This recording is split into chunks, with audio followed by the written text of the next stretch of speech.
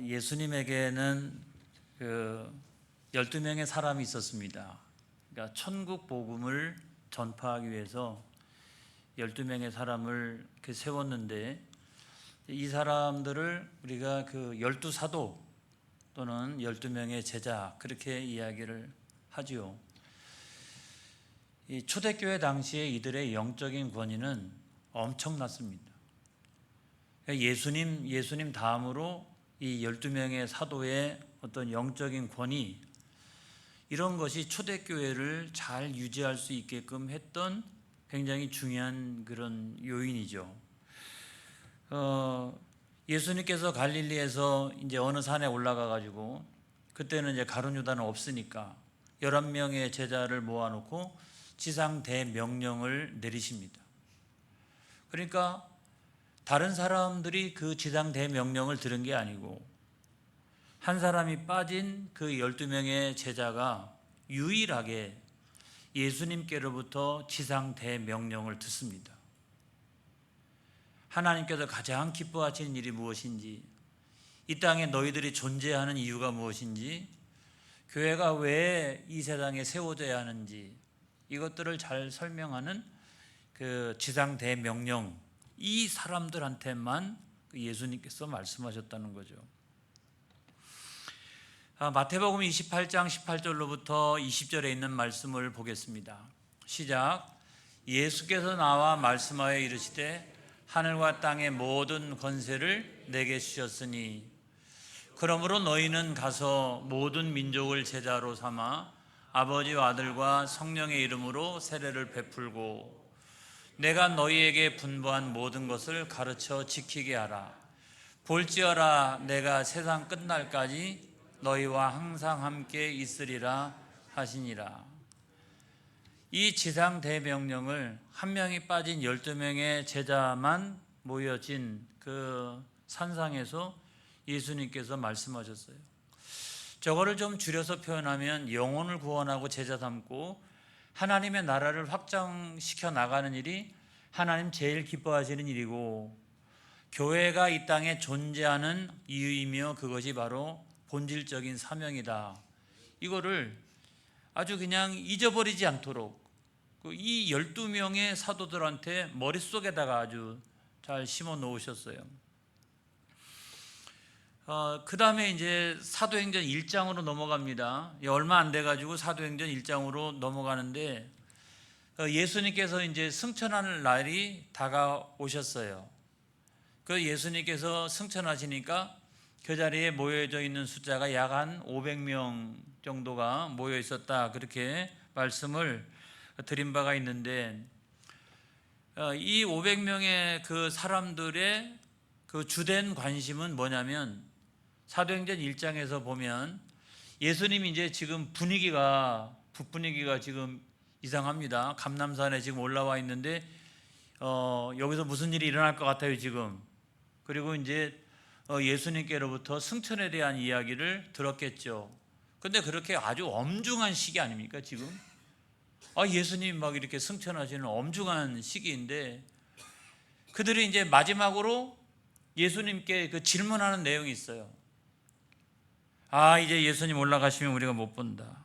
그러니까 우리가 마지막으로 그동안 속에다가 이렇게 꾹꾹 눌러놨던 이 질문하자. 그래서 그들이 무슨 질문했냐면, 이스라엘의 회복될 날이 언제입니까? 그걸 좀 알려달라고. 이제 승천하시면 우리한테 말씀 못하시니까 그거 우리에게 말씀해 달라고. 그러니까 이들에게 있어서 가장 중요한 지금 필요, 또 이런 것들은 뭐냐면, 이스라엘 나라가 회복되는 거죠. 로마의 식민지 상태 가운데 있으니까 거기서 해방과 자유를 누리는 거, 그때가 언제입니까? 저는 여러분 그 질문이 중요하지 않다는 말이 아니에요. 여러분, 이 땅에 있는 모든 기독교는 애국하고 또 애민하는 그런 기독교인 줄로 믿습니다. 하지만 그것이 가장 중요한 교회의 중요한 본질적인 사명은 아니라고 하는 거예요. 얼마 전에 예수님 말씀하셨는데 조금 인원수가 부르니까 이게 좀 생각이 달라지는 거예요. 12명만 딱 모아놓고 지상 대명령을 말씀하셨을 때는 알겠습니다, 다 그렇게 했는데 한 500명쯤 섞어 놓으니까 이 중심된 그 주제가 달라지는 거죠. 어떤 요구나 필요가 달라지기 시작합니다. 그래서 이들이 전체적으로 했던 질문이 뭐냐면 이스라엘 나라의 회복이거든요. 아니 굉장히 달라졌어요. 불과 얼마 전인데. 이게 사람들은 더 이렇게 모여지면 모여질수록 좋은 점도 있지만 그렇지 않는 부분도 있어요. 이 어떤 군중 심리, 대중적인 심리 이런 것에 의해서 이끌려 가기도 하거든요. 그래서 예수님께서 안 되겠다, 내가 얼마 전에도 분명히 이야기했는데 다시 한번 사명에 대해서 이 500명이나 되는 사람들한테 내가 분명히 이야기를 해야 되겠다 싶어가지고 여러분 우리가 잘 아는 사도행전 1장 7절로부터 8절의 말씀을 하시는 거예요. 시작. 이르시되 때와 시기는 아버지께서 자기의 권한에 두셨으니 너희가 알 바가 아니요 오직 성령이 너희에게 임하시면 너희가 권능을 받고 예루살렘과 온 유대와 사마리아와 땅끝까지 이르러 내 증인이 되리라 하시니라 그랬어요. 그 때와 시기는 너희들이 알 바가 아니라는 거예요. 이스라엘 나라가 언제 회복될 것인지 그런 질문을 가지고 있었는데 예수님은 그 때와 시기는 너희들이 알 바가 아니다. 너희들이 알 바가 아니다.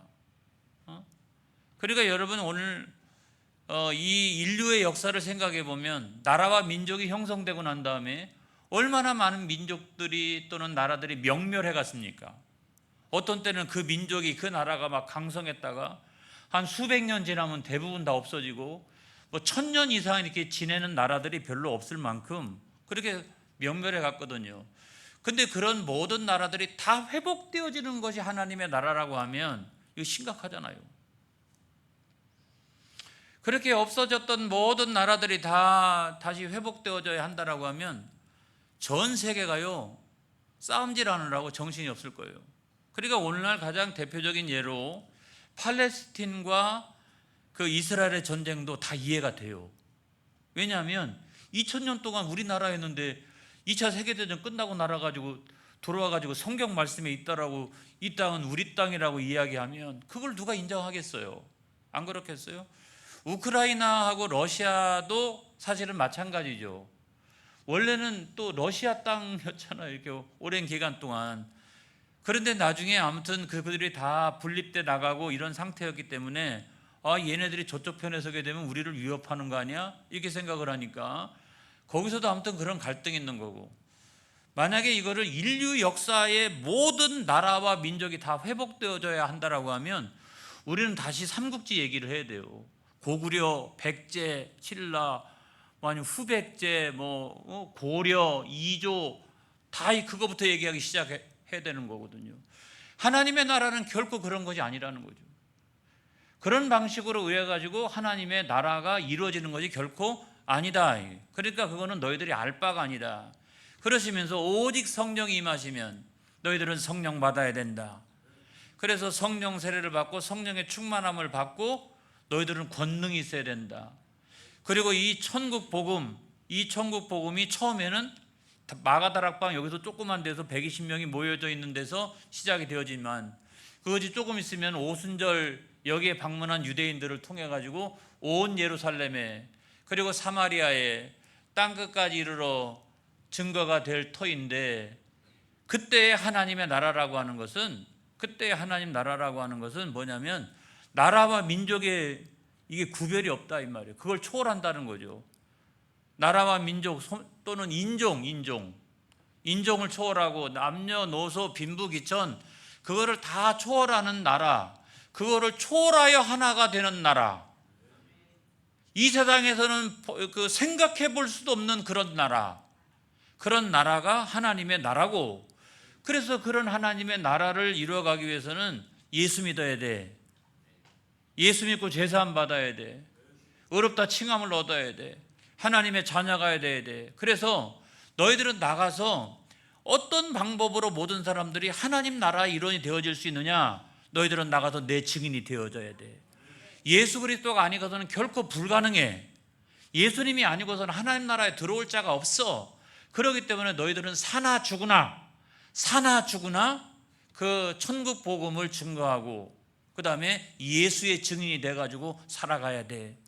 이거를 예수님께서 이 사도행전 1장 7절로부터 8절에서 말씀을 하셨다는 거죠. 할렐루야.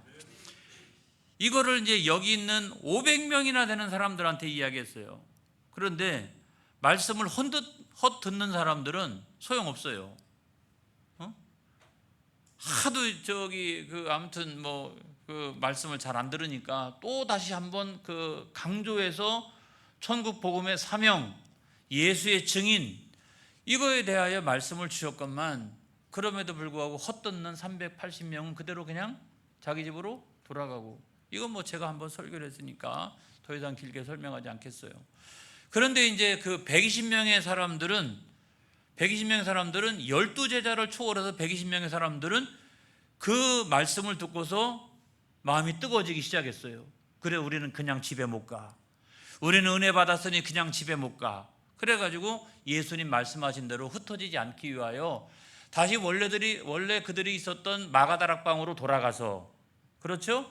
돌아가가지고 거기서 성령 강림을 기다리면서 오직 기도하기에 힘썼다는 거예요. 근데 여러분 380명의 숫자가 더 많잖아요. 이 120명의 사람들이 왜 이와 같이 마가다락방에 돌아가자라고 하는 마음이 형성되었을까요? 그건 성령의 역사지만 또 다른 하나는 뭐냐면 이미 갈릴리에서 12명의 제자가 주님의 지상 대명령을 들었거든요. 이 사람들이 중추적인 역할을 했기 때문에 이들 가운데 일부는 그래도 우리가 주님 말씀하신 대로 어떻게 성령을 기다리면서 오직 기도에 힘쓰자. 여러분, 거기에서 굉장히 중요한 역할을, 중추적인 역할, 이 초대교회 공동체가 무너질 수도 있는 그와 같은 상황 가운데서 무너지지 않게 되었던 가장 중요한 이유, 중추적인 역할을 했던 사람들이 누구냐면 이 12명의 제자들이라는 거예요. 그들의 영적인 권위뿐만 아니라 여러분, 이들은 천국 복음을 전파하는 그 사명, 우리는 예수의 증인으로 살아가야 된다, 이것으로 마음이 뜨거워져 있었기 때문에 그 주위에 적어도 10명씩 정도는 그 영향력이 나타나기 시작을 했다는 거예요. 그래서 여러분, 그 뒤에 있는 성경의 말씀에 보면 이 마가다락방에 돌아왔던 사람들의 명단이 그 다음 본문에 쭉 나옵니다. 여러분, 나오는데 누가 제일 먼저 나올까요? 베드로잖아요. 베드로, 야고보, 요한. 그래가지고 3대 제자, 나머지 제자, 그 다음에 여자들, 그 다음에 예수님의 가족들 다 합쳐가지고 따져보니까 야, 그들이 120명이나 되었다, 이런 거 아니겠어요? 그러니까 거기서 이제 그 안에 있는 120명 가운데서 중추적인 역할을 했던 사람들이 누구냐 할 때 베드로와 그 예수님의 그 3대 제자들, 베드로 포함한, 그리고 그 제자들이 중추적인 역할을 감당하고 있다는 사실을 여러분 믿으시기를 주의 이름으로 축복합니다. 여러분, 이들은요, 천국 복음의 전파와 예수의 증인이 되는 일에는 아주 그냥 목숨을 다 내던질 정도로 순교의 각오를 가지고 임했던 사람들이에요. 여러분, 그래서 12명의 제자 10명은 순교했고, 10명 순교했잖아요. 한 명 가룟 유다는 배신해가지고 떠나갔고 나중에 자살을 했고, 그 다음에 그 가운데서 한 명 사도 요한에 대해서 제가 언젠가 한번 설교한 적이 있는데, 여러분, 우리가 사도 요한에 대한 새로운 이해를 많이 하게 되는 계기가 되었을 거라고 생각을 합니다. 이 사람은 거의 100년을 살았어요. 이게 정확하지가 않아요. 90 몇 세까지는 추정이 가능하는데 그 다음부터는 이게 추정이 불가능해. 그래서 거의 한 100살 가까이 이렇게 살면서 40년 동안 예수님의 육신의 어머니 마리아를 모시고 살았고, 그 다음에 너는 끝까지 살아남아서 어떻게 이 책을 기록해라, 그랬는데 그 책을 기록한 목적이 뭐예요? 예수는 주, 예수는 그리스도시라. 그래서 요한복음에 그 엄청나게 많은 내용이 있지만 그 내용을 다 축약해 보면 예수는 주, 예수는 그리스도시라. 할렐루야. 그 다음에 요한 1서, 2서, 3서도 마찬가지고, 요한계시록도 사실은 마찬가지인 거죠. 그 예수 그리스도 안에서 우리가 미래 되어질 일들, 주님의 재림과 종말의 때, 이런 것들에 대해서 구원이 어떻게 완성되어지느냐, 이거를 쫙 이렇게 설명했기 때문에 제가 분명히 말씀드립니다마는 사도 바울도 위대하지만 이런 기독교의 기초 신학을 놓았던 이 사도 요한, 그 사도 요한을 예수님께서 그 오랫동안 살게 하시면서 그 책을 기록하게 하시고, 할렐루야, 그렇게 했기 때문에 사실 나중에 가가지고 이 사도 바울 때에 가가지고 기독교 신학이 집대성되어지는 그런 계기가 되었다라고 하면, 여러분 사도 요한은요 그렇게 오래 살면서 나중에 자연사했지만 평안하게 살지 못했어요. 나중에는 로마 황제에 의해서 체포돼 가지고 압송이 되었는데 뭐 아주 끓는 기름가마 속에 던졌는데도 살아남으니까 이거 못 죽이겠다 싶어가지고 반모섬에 유배를 보냈더니, 그래도 유배를 보내서도 마음이 안 놓여가지고 독을 탄 그 잔을 갖다가 계속 이렇게 죽이려고 시도를 했는데 거기서 뱀이 나와가지고, 아무튼 그런 기가 막힌 상황 속에서도 그는 포기하지 않았던 것이 있어요. 그게 뭡니까? 천국 복음을 전파하는 일. 할렐루야. 내가 예수의 증인으로 살아가야 된다. 나머지 제자들은 순교하면서 예수님의 증인으로 살았지만 나는 살아남아서 예수는 주, 예수는 그리스도시라, 난 이걸 지필해야 된다. 이런 순교자적 각오를 가지고 여러분 요한복음, 요한 1, 2, 3서, 요한계시록을 지필했던 이 위대한 이 사도가 저는 이 사도 요한이라고 생각합니다. 여러분, 언제나 교회는 그런 사람들이 중추가 되어져야 합니다. 초대교회도 그런 사람들이 중추가 되었어요. 거기다가 120명의 이 문도가 같이 붙고 나중에 계속해서 3,000명, 5,000명, 10,000명 이렇게 부흥해 갔지만 항상 거기에 중심은 사도들의 신앙의 고백. 할렐루야. 사도들의 그 신앙의 고백의 터 위에 이거 탁 세워져 가지고 교회가 여러분 그때부터 시작해 가지고 오늘날까지 이게 쭉 유지가 되어지는 이유가 뭔지 아세요? 이 중추적인 사람들, 그들의 신앙의 고백과 그 터 위에 이 교회가 또한 이게 세워져 있었기 때문에 여러분 교회가 흔들리지 않고 여기까지 여러분 오는 거예요. 그래서 그런 교회 안에서 중추적인 역할을 하는 사람이 누구냐? 그런 사람이 직분자죠. 저도 직분자고, 장로님들도 직분자고, 권사님들도 직분자고, 집사님들도 직분자고. 그런데 나중에 그 직분이 쭉 내려오다가 사도직은 없어지고, 또한 이것이 어떻게 목사와 장로 이렇게 그것이 구분되어지기 시작하고, 그 다음에 집사님들도 안수 집사만 있었다가 서리 집사로 분리되기 시작하고, 교사도 있고 봉사와 구제를 힘쓰는 사람들을 오늘날에 와가지고 다 묶어가지고 그분들을 권사님이라고 한다. 그러면서 이게 직분이 나뉘어지고 오늘날까지 내려왔지만 그 기본적인 정신과 결단, 이런 것들은 다른 것이 아니라고 하는 거예요. 여러분, 그 380명 이 사람들은 직분자들이 아닙니다. 여러분, 이 120명의 사람들이 그 직분을 나누어 가지면서 초대교회를 형성해 가기 시작했다는 거예요. 그건 뭡니까? 오직 천국 복음을 전파하는 일, 예수의 증인으로 살아가는 일. 사나 죽으나, 우리는 사나 죽으나 그것이 가장 중요한 우리들의 사명이다라고 여기는 그런 사람들과 그런 신앙의 고백 위에 초대교회가 든든히 세워졌다는 사실을 여러분 믿으시기를 축복합니다. 할렐루야. 자, 그럼 어떻게 하면 좋아요?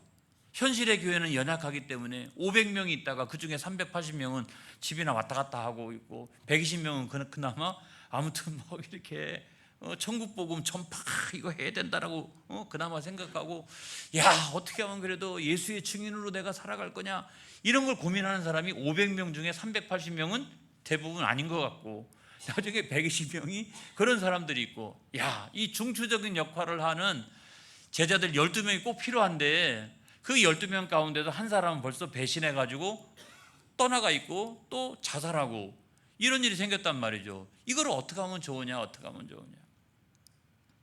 하나님은 부족한 것을 채워가신다. 할렐루야.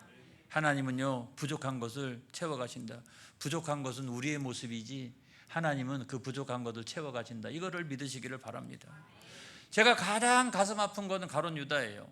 제가 학교 다닐 때도 이거 뭐 가룟 유다는 좀 다른 거 없나? 뭐 다른 전승 없어? 뭐 이래가지고 가룟 유다 책을 엄청나게 많이 읽은 사람인데 여러분 나중에 보니까 별거 없더라고요. 별거 없더라고요. 여러분 이와 같은 그 현상에 대해서는 성경이 이미 말씀하고 있었어요. 자, 제가 예를 들어서 시편 41편 9절에 있는 말씀. 시작. 내가 신뢰하여 내 떡을 나눠 먹던 나의 가까운 친구도 나를 대적하여 그의 발꿈치를 들었나이다. 여러분 이게 이 다윗의 시 아닙니까? 다윗은 예언자인데 보통 예언자가 아니에요. 왕으로서도 유명하지만 그가 여러분 선지자요 예언자로서도 아주 굉장한 사람입니다. 이 시편을 보면 그 영성이 대단해요. 근데 그는 이미 이때에 그리스도의 순환을 생각하면서 예수님 바로 옆에 떡을 나눠 먹던 가장 가까운 친구가 대적하여 발꿈치를 들게 될 것이라고 예언을 했어요. 뿐만 아니라 그럼에도 불구하고 하나님께서는 그럼에도 불구하고 그것을 채워 가신다. 이것도 성경에 있어요. 이것도 성경에 있다고요. 그래서 시편 109편 8절에 있는 말씀, 자, 그의 연수를 짧게 하시며 그의 직분을 타인이 빼앗게 하시며, 오늘 성경 말씀에도 인용되어져 있죠. 우리 처음 이렇게 그 본문을 읽을 때 이 시편 109편 8절의 말씀이 여기서 인용돼 가지고 있어요. 그러니까 구약에도 나오고 신약에도 나오는 거잖아요. 여러분 이와 같이 하나님은 우리의 부족한 것을 하나님의 방법에 의해서 채워가신다. 여러분 이 사실을 믿으시기 바랍니다. 그래서 오늘날 우리가 잘 생각을 해야 돼요. 우리가 정신 차려야 되는 것, 제가 지금부터 말씀을 드리겠어요. 뭐냐면 우리가 직분을 잘 감당하지 못하면 그 직분이 감당하지 못한 채로 유지는 되어질 수 있죠. 안 그래요? 직분을 받았는데도 불구하고 그 직분이 그대로 유지는 되어지지만 직분이 감당이 안 되는 경우도 많죠. 여러분 우리가 멀리 따져볼 것도 없어요. 저 이제 한 15년, 이제 16년 차 목회를 하니까 저도 말씀드릴 수 있잖아요. 자, 직분을 가졌는데 직분을 다 온전히 다 감당하는 사람도 있지만 직분이 유지가 되어지지만 감당 못하는 사람도 있고, 여러 가지 이유로 어떤 경우는 떠나가든지 아무튼 여러 가지 이유로 그 직분이 소멸되어지는 경우도 있죠. 안 그래요? 직분이 다 유지되는 건 아니잖아요. 그래도 1년에 한 번씩 이렇게 쭉쭉 어떤 때는 정리할 때도 있고 그 직분이 소멸될 때도 있어요. 근데 중요한 것은 직분을 내가 유지하느냐, 직분이 소멸되어지느냐, 여러분이 이것이 중요한 것이 아니라는 거예요. 훨씬 더 중요한 일은 내가 그 직분을 가지고 어떻게 천국 복음을 전파하며 그걸 나의 사명으로 알며 할렐루야, 그리고 나는 예수의 증인으로 살겠다. 여러분 이게 중요한 거예요. 이게 중요한 거예요. 그렇지 못하면 자연스럽게, 제가 이 말씀을 드립니다, 아주 자연스럽게 내가 했던 그 직분의 역할을 대신해서 다른 사람이 하기 시작합니다. 아니면 내가 가지고 있는 그 직분이 소멸되어지면 아주 자연스러운 과정과 방법을 통해서 그 직분이 다른 사람에게로 옮겨갑니다. 교회는 끊임없이 이와 같은 역사를 가지고 있어요. 이렇게. 여러분, 그 뒤에서 역사하시는 분은 누구시냐? 오늘 성경에 있는 말씀이 하나님의 말씀이라면 하나님이 이와 같이 스스로 현실의 교회가 가지고 있는 부족한 부분을 하나님이 스스로가 채워나가신다는 거예요. 당신의 사람들을 통해 가지고 아주 자연스럽게 그것이 쭉 유지되어 온다는 사실을 여러분 믿으시기 바랍니다. 그래서 그 부족한 것은 어떻게 채워지느냐 하는 걸 보니까 이제 사람을 선택하는 거죠. 그렇죠? 그러니까 하나님의 선택인 줄로 믿습니다. 우리 입장에서 보면 우리가 선출하는 것이지만 하나님의 입장에서 보면 하나님이 선택하시는 거거든요. 그러니까 나를 통해 가지고 하나님이 어떤 사람을 선택해 가시는 거예요. 이게 일찍 됐다 늦게 됐다 여러분 그거 별로 중요하지 않아요. 저는 그런 것 때문에 실망하지 않았으면 좋겠어요. 자, 그래서 12사도 가운데 한 명을 이제 채워가는데 자격 조건이 있네요. 자격 조건이 있어요. 그래서 여러분 여기 성경에 보니까 사도행전 1장 22절에 있는 말씀 보겠어요. 시작. 항상 우리와 함께 다니던 사람 중에 하나를 세워 우리와 더불어 예수께서 부활하심을 증언할 사람이 되게 하여야 하리라 하거늘. 자, 이 초대교회 공동체가 이제 그 12명의 사도 가운데 한 사람을 채워야 되니까 기준으로 삼았던 것 가운데 하나가 뭐냐면 항상 우리와 함께 다니던 사람 중에, 그러니까 예수님께서 공생애 하실 때 예수님과 더불어서 바로 앞 귀절에 있는 성경 말씀에 보면 예수님이 출입하실 때이죠. 그 예수님의 출입과 함께 항상 함께 다니던 사람 중에, 나중에는 물론 뭐 그 십자가에 달리실 때는 사도 요한 빼놓고 나가지고 다 도망치고 그렇게 했습니다만, 연약한 부분이 있었습니다만은 그럼에도 불구하고 예수님의 공생의 전 기간을 함께 했던 사람들 중에 예수님 출입하실 때 할렐루야, 그 예수님 출입하실 때 그 예수님과 더불어 언제나 함께 다니던 사람들 중에 선택을 했다는 거예요. 그러니까 흔들림이 없는 거예요. 그래서 항상 함께 다니던 사람들, 여러분 예수님과 함께 다니는 그 공생의 기간 동안에 영광스러운 일이 있었고 막 기쁨과 감사의 일이 있었지만은 또 반 정도는 뭐예요? 배척당하고 고난당하고 예수님의 십자가 사건을 경험하게 되고 그런 일들을 겪었단 말이죠. 그런데도 불구하고 이들은 어떻게 했다? 언제나 예수님의 출입과 함께 항상 함께 다니던 그와 같은 사람들이었다는 거예요. 할렐루야. 여러분 그런 사람들이 되어지기를 주의 이름으로 축복합니다. 할렐루야. 그런 사람들이 교회의 중추를 이뤄야 되는 거예요. 언제나 함께하는. 그래서 교회가 말이죠, 어떤 때는 막 이렇게 영광스럽고 막 기쁨과 감사가 넘쳐나, 그때는 할렐루야 우리는 덕천교회 교인입니다 라고 했다가, 아니면 그런 것 같지 않으면 그냥 이게 내 교회가 갑자기 아니에요. 그래서 저는 요즘 10년을 교회 다녀도 교회에 대한 정체성이 없으면 그분은 우리 교회 교인이 아니다. 언제나 주님과 함께 몸된 교회는 주님의 몸된 교회 아니겠어요? 언제나 이 몸된 교회와 함께 어떻게 그 출입을 같이 할 수 있어야 되는 것이다. 할렐루야. 여러분 이런 사람들이 직분자가 되어져야 하는 거예요. 그런 사람들을 세워야 하는 거예요. 그래서 첫 번째 기준으로 누가 그럼 예수님 공생의 시작 언제부터 했는데 언제까지 하는데 그때까지 쭉 동행했던 사람이냐 하면서 쫙 이렇게 자기 나름대로 다 교인들이 살펴보기 시작을 했다는 거죠. 거기 있는 사람들이. 자, 두 번째는 뭐냐면 예수님의 부활을 증언할 수 있는 사람. 예수님의 부활. 이들이 나가도 뭐 할 거예요? 천국 복음 전하는 거 아니겠어요? 예수 증인으로 살아가는 거 아니겠어요? 천국 복음의 핵심은 뭡니까? 예수님의 십자가와 부활 아니겠어요? 그거잖아요. 근데 정작 새롭게 세울 사도가 그 부활에 대한 믿음이 없다라고 하면 되겠느냐고요? 안 되잖아요.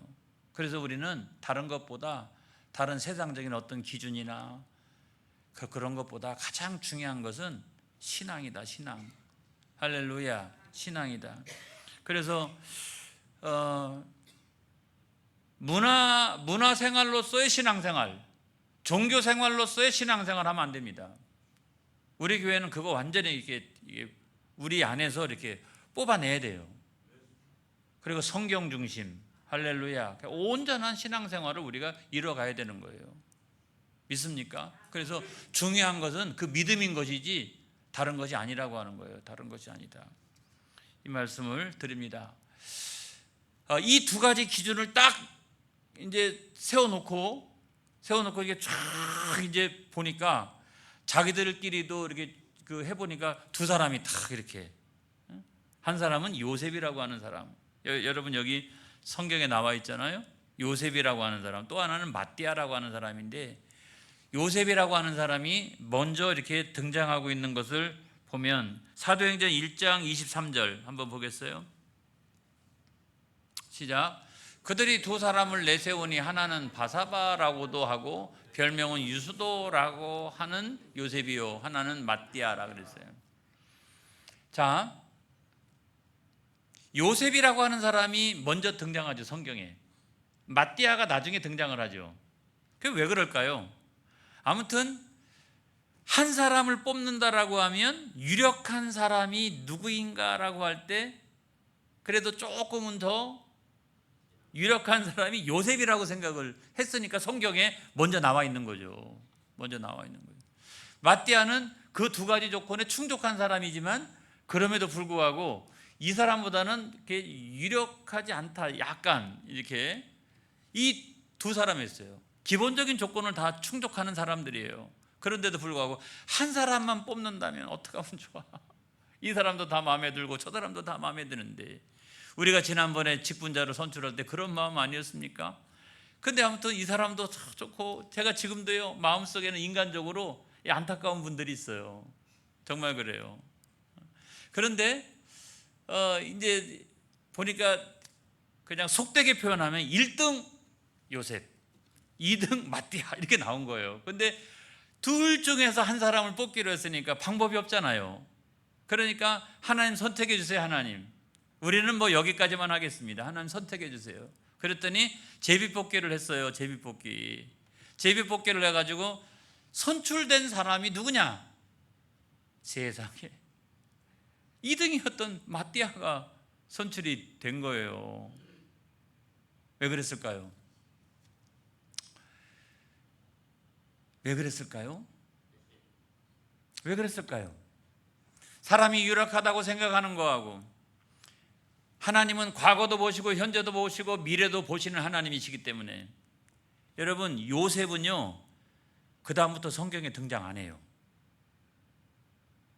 이 유력한 1등 후보, 이 후보가 이 일이 있고 난 다음에 성경에 등장을 안 해요. 제가 미루어 짐작할 때는 큰 시험 들었던 것 같아요. 제가 미루어 짐작할 때는. 그런데 마띠아는요 그 이전에도 예수님과 함께 다니던 사람이었어요. 그리고 선출되고 난 다음에도 더 열심히 천국 복음을 전파하고, 할렐루야, 예수의 증인으로 살기를 더욱더 결단하고 각오했던 사람이에요. 내가 배신했던 가룟 유다를 대신하여 저 순교자 사도들의 반열에 내가 서야 된다라고 하는 막 이 엄청난 일이 그래가지고요 이분이 에티오피아에 내려가가지고 복음 전했어요. 나중에 얼마 안 돼가 다시 유대로 돌아와서 복음 전하다가 돌 맞아가지고 순교했어요. 하나님이 이걸 아셨어요. 되고자 하는 것이 중요한 게 아니라, 요셉은 그것이 안 됐다고 그래가지고 시험 들고 그래가지고 이렇게 성경에 등장도 안 하지만, 하나님은 마띠아가 어떻게 죽어갈지를 하나님께서 아셨다는 거예요. 그래서 하나님께서 누구를 선택했냐면 이 마띠아를 선택했던 거예요. 오늘날 여러분, 우리가 직분자를 생각할 때도 내가 그 지도자가 되느냐 아니면 직분자가 되느냐, 이것보다 훨씬 더 중요한 일은 뭐냐면 이 천국 복음 전파, 그리고 예수의 증인으로 내가 살아나가는 데 있어서 그와 같은 헌신과 각오와 결단이 있느냐 하는 것이 훨씬 더 교회를 건강하게 합니다.